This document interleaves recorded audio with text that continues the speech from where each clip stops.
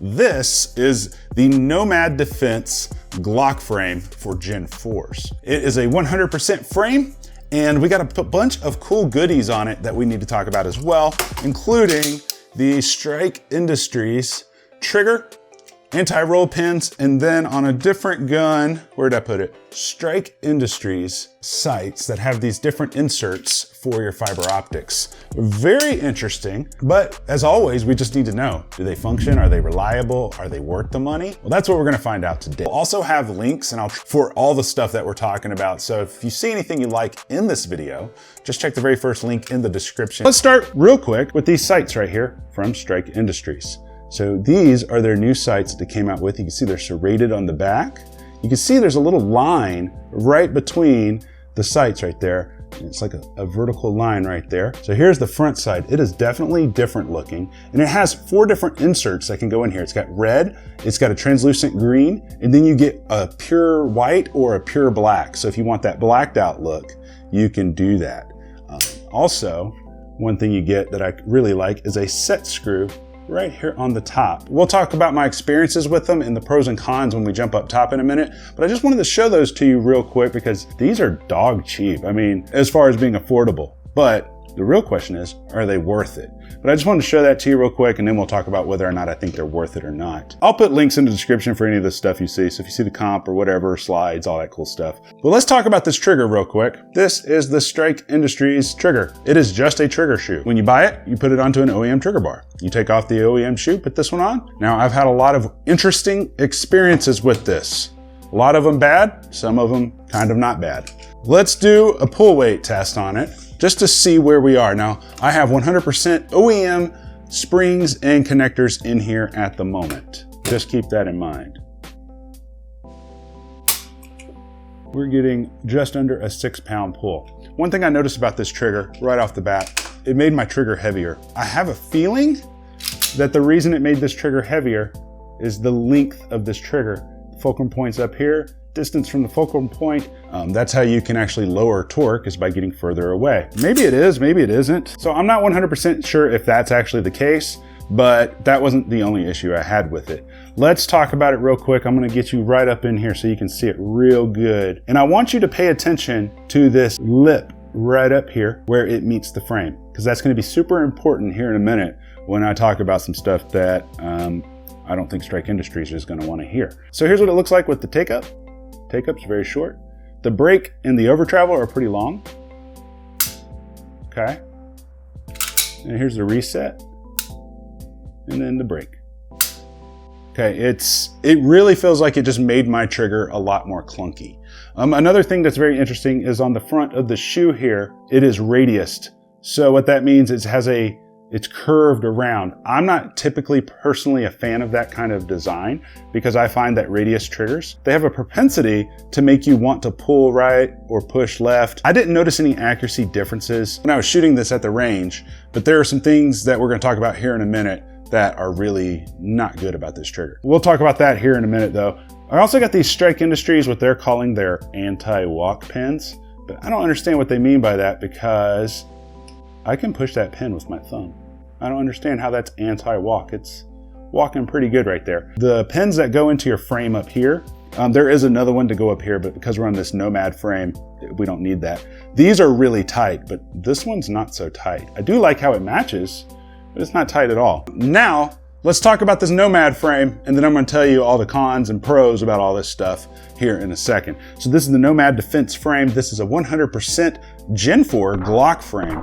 You're gonna notice that it has really good texturing to it. It's not super rough. It's not gonna aggravate your skin if you're carrying it. The front strap has these vertical lines that actually keep your fingers from sliding off from the lack of finger grooves. It has a really nice undercut right here, so you're not gonna get Glock knuckle. The OEM frames, they don't have that much of a relief for you to get a high grip on it. Speaking of the high grip, you're gonna notice that we have an improved beaver tail, so you don't get slide bite when you're getting a stupid high grip on it, like you possibly could with the OEM, just depending on how fleshy your hands are. Now, one thing that I really do like about this is they didn't put like a Picatinny rail on there. They're actually maintaining the OEM type rail that's on the OEM Glock.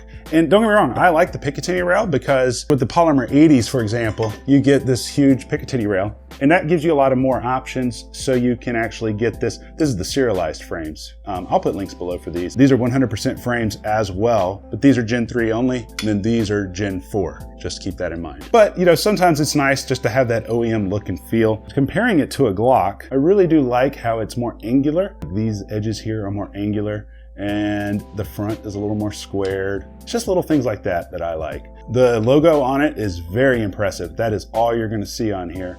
And they're made right here in Lake Havasu City, Arizona. Pretty awesome. Now, the next cool thing about it, in the box here, they have instructions in the back if you need those, but they also have these two little back straps. And the way you would change these is you just put your Glock right up here. I'm just gonna put it up here like that. I'm gonna bang these out, and it is a little bit tight. This is the back strap that comes on it. And then we have, I believe, a more narrow one here. And this allows you to get more of a 1911 style angle, getting rid of that hump that's at the bottom of a Glock. So if you look at the Glock, it has a hump towards the bottom. This one has the hump right in your palm. So it's actually a little more ergonomic than the OEM Glock. And don't get me wrong, some OEM Glocks can be very blocky. But then if you, maybe you like, you know, you have bigger hands, you want a bigger palm swell in it. That one was actually pretty tough to put on there.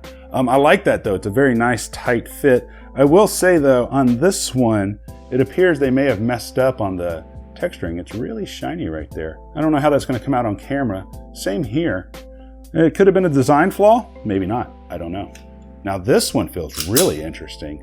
It really gets your palm swell just right in there, right to that crevice. So this one gives you more of a Glock grip angle. Then the very small one makes it more like a 1911 grip angle. And then this medium-sized one makes it kind of like a hybrid between the two. So let's jump up top. Let's talk about the pros and cons to all this stuff and what you need to know about this frame before you buy it, because there is something you need to know before you buy it because it might change your mind. Let's talk about this trigger some more and the problems I had. Back up top. So what do I think so far about all this different stuff? Number one, let's start with the Strike Industries sights. Now I'm just gonna go ahead and tell you the sights are a 100% win. Let's talk about why that is. So number one, I like that they have the locking set screw on the rear sight back here. That is super important to me as I start testing newer sights. Now with Trijicons, it's never been an issue to not have them, but I have had some Ameriglows collapse in on me from taking them off and removing them so many times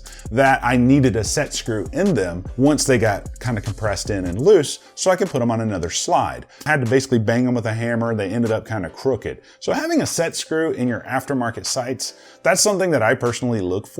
But if you're not going to be removing them over and over and over again, it might not be an issue for you. The next pro is you get 4 different inserts. You can get just a blacked out one. And so if you want blacked out front sight, that's fine. You can get them with a white front stripe. That's kind of cool. It's non-translucent. There's no light coming through it. It's just a white stripe in the front. But as far as the fiber optics are concerned, you get the green and the red. Speaking of fiber optics, the next pro is it has the serrations on the back to reduce glare. If the sun is at your back and you're aiming at something, you won't get a glare from your rear sight when you're aiming. That's always important. That's something that Trijicon puts on their Trijicon HDs, and that's something that I typically look for with sights as well. Point of aim, point of impact seems to be very, very consistent with them. I didn't really have any adjustment with these at all, you know, coming from Trijicons and other types of sights. These were very intuitive. When I would reach out and shoot them, they were good to go. Let's talk about the cons. The fiber optics, they do not transmit light very well at all. You know, usually with any type of fiber optic sights that I've ever had, I can be in a low light situation and those fiber optic tubes will actually suck in quite a bit of light and make that front bead light up a lot. Now these aren't tubes. These are like these little square pieces that go into there, and thus they're not transmitting light, at least to my eyes, very well. So that is a downside. That's something you were looking for. They're not going to be good in low light at all. Another pro about them though is I do like that they're kind of like eye dots. You have your front post, but in between the rear notch is a little stripe, and you can align your stripes and get more consistent shots. So I think they're a 100% win, especially for the price. Now, if these were $110, I probably would be like, well, they don't transmit light very well for the fiber optics. So I think they're a little overpriced, but because they're only like 50 bucks, I'll look for links and codes for you guys. So just check down below. But because they're 50 bucks, I mean, you can't go wrong. The other sites that I've always been buying for about $40-ish were the Ameriglow fiber optics, and these are miles ahead of those as far as the way they work, they operate, you can use the set screws. Now let's talk about the Strike Industries trigger. I'm just gonna be really honest with you guys. Maybe I got a bad one, but I think it's a fail. And I got quite a few reasons for that. Number one, when I first put it into my OEM Glock 19 frame, put it into this one right here. Now this is all OEM stuff, right? Like this is not an aftermarket frame, aftermarket parts, anything like that. I used an OEM connector, OEM springs, all that stuff. It would 100% fail drop safe every single time. I didn't get it on video. I was literally, it was like 2 o'clock in the morning and I was like, let's test this. What I usually do to test drop safes is I will come over here and I will just bang it on the floor, this side going down, and I've always been able to get stuff to fail if it's gonna fail. Then I started kind of messing with it, and then I put it into this frame, and it stopped failing the drop safe, but it created a new problem. Let me show you this. So here's your trigger safety right here, okay? So watch this, I'm not gonna pull this trigger safety.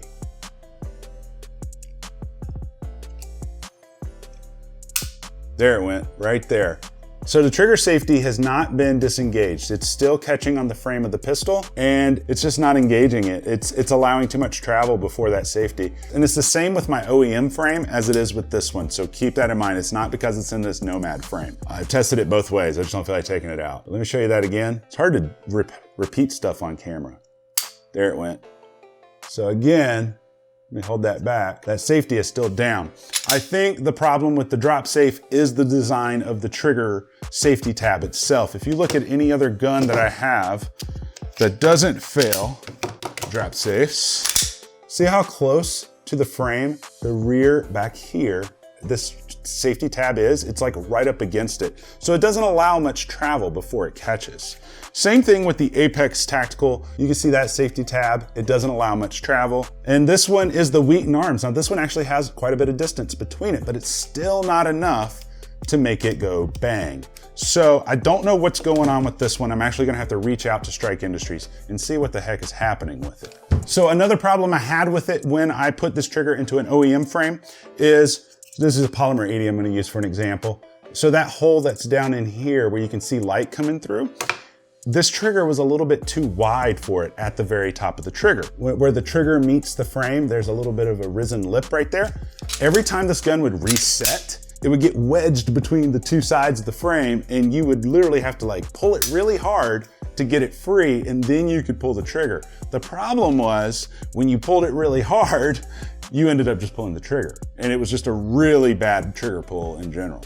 What's my final opinion about the trigger? Obviously, if anything ever compromises safety, it's an automatic fail. I don't recommend it. Unless Strike Industries can get me another trigger out and it works, I'm probably gonna need another couple of triggers because this is a sample size of one. I could have a sample size of one trigger that works and maybe another one fails. It's all OEM on the internals, so it has nothing to do with that. And I just happen to have it in this frame and slide combination, but I've tested it with a 100% OEM gun, same exact results. It's one of those things I think they're gonna have to go back to the drawing board, redesign it, and come out with a version 2. Next up, let's talk about the Nomad Defense frame and what I think about it.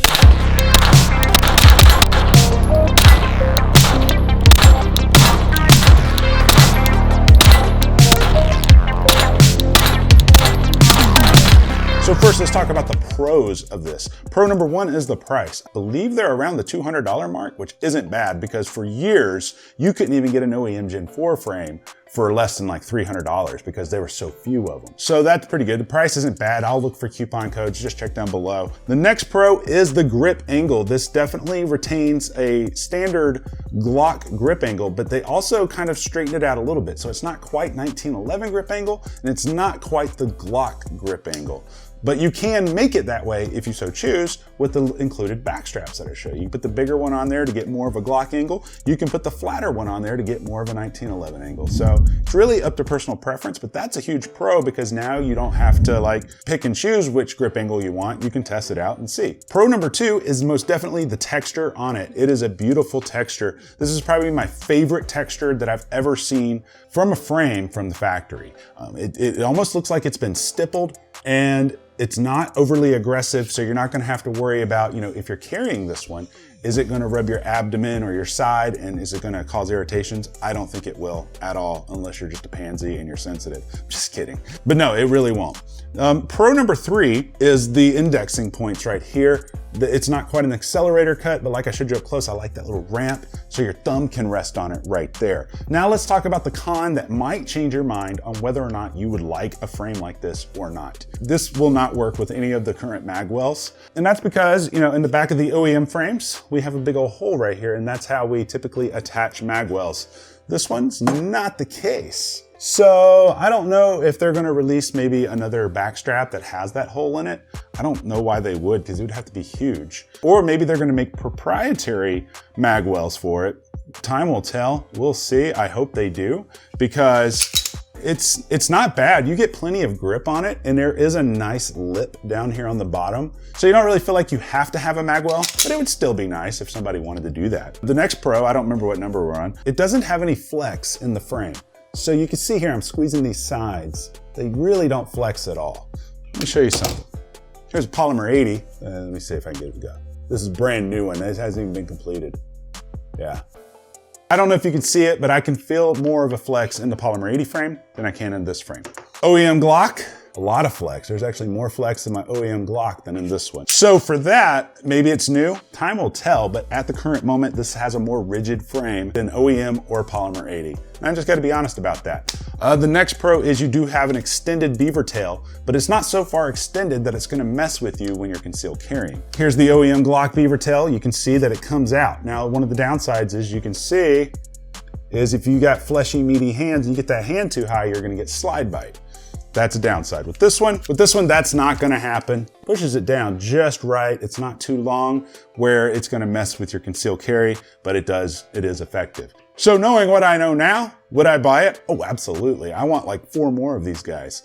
These are awesome. They are serialized, so you won't have any issues if you want to use them for concealed carry or anything like that. However, with a caveat of, I don't know anybody who's making holsters for them yet. Actually, let me test it out. Let me test a theory real quick. Okay, so this is a holster that I still haven't reviewed. I've just been backed up from Colorado Kydex. Appendix rig, I've been carrying it for a few minutes, but what I did was I put an OEM slide onto this frame right here, and then I put my Olight on there because this one's molded for the Olight. So it looks like if you have a light-bearing holster, that it will work with these frames. Without a light, it's not gonna work. I've already tried it without a light in other holsters. So if you do have like an Enforce APL-C or an Enforce APL full size, or if you have the Olight and you have a holster that's molded for that light, as long as the company puts the retention around the light, you shouldn't have an issue with this fitting. It seems to fit just right. Well, that's not too bad, even considering that the concealment wing isn't even on right now. The grip is gonna stick out just a little bit, but with the wing on it, it will completely disappear. But yeah, comes out really nicely. Oh yeah, very nice. And you don't gotta worry about it falling out or anything. All right, so cool guys, let me know if you have any questions about this. What do you guys think of this new frame? What do you guys think of the trigger fail? That's kind of messed up, right? But let me know down in the comments. But you guys know the drill. I love you, and you guys stay sexy.